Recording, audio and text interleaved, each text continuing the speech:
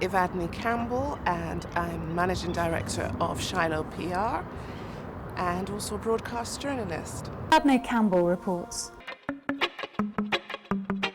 I came from Jamaica. I was born in St. Anne. My parents were both living here, so I came to live with my parents. For the last 20 years or thereabout, I have returned to Jamaica annually. So I still feel very, very connected. For me, getting into the media is probably unorthodox. I was asked to present and produce a specialist program for the BBC in Gloucester. And that came off the back of the fact that I was very, very active in the community in Gloucester. And Gloucester is predominantly made up of Jamaicans. When the BBC set up its first radio station in Gloucestershire, what it wanted was someone who knew the community because the program was aimed at the African and Caribbean communities. And I used to do a small slot on a commercial station cooking Jamaican food. And they asked me, would I be interested in presenting this program? It was an opportunity for the African Caribbean community to have a voice in the media. I did that for several years, but eventually what I did is I did a postgraduate in broadcast journalism and then started working as a broadcast journalist for BBC Radio in Bristol. It was working with BBC London's Community Affairs Unit, and their role was to bring stories from Black Londoners' perspective onto mainstream news, which just fell completely into what I wanted to do. Being the first Black person on a mainstream program in Gloucester, I wasn't conscious of the importance or what that meant. So it really didn't feel as if I was doing anything special, because for me it was just a hobby.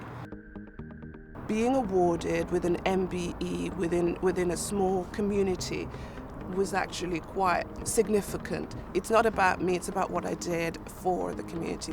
That's why I was awarded the MBE. My husband, myself and the children went, and my boss at my company arranged for a chauffeur-driven car to take us to London to the palace. And the protocol of going to the palace, and it was just overwhelming.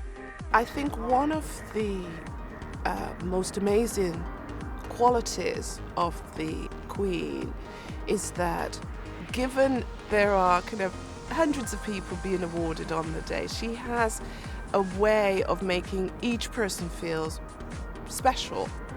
She has this ability to make you feel that she knows exactly what you did, she knows who you are. And I think that is incredible. It's incredible to make each person feel that you are really important and come away thinking, Her Majesty really genuinely felt that you deserved this award. I am 100% sure I will be watching the Olympics. Though, having said that, I may well be catching snippets of it because I will be working. I did apply for some £800 worth of tickets, and needless to say, I received none. I got no tickets, and that's actually been one of the big news stories in London in particular, is how many millions of people have applied for tickets and have not been successful in getting tickets. But on the plus side, there will be large screen TVs all over the place, and I'm sure, Jamaicans being Jamaicans, we will have somewhere that we will be watching the Olympics. I have to be unbiased, of course, as a journalist, but no doubt I'll wear something to signify that I'm supporting the Jamaican team. Most of us still have a sense of wanting to return to Jamaica.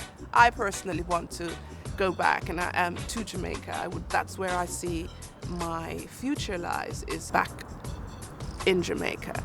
An island that has less than 3 million people. I don't think there are any countries in the world that has had the impact on the world culturally as Jamaica has had.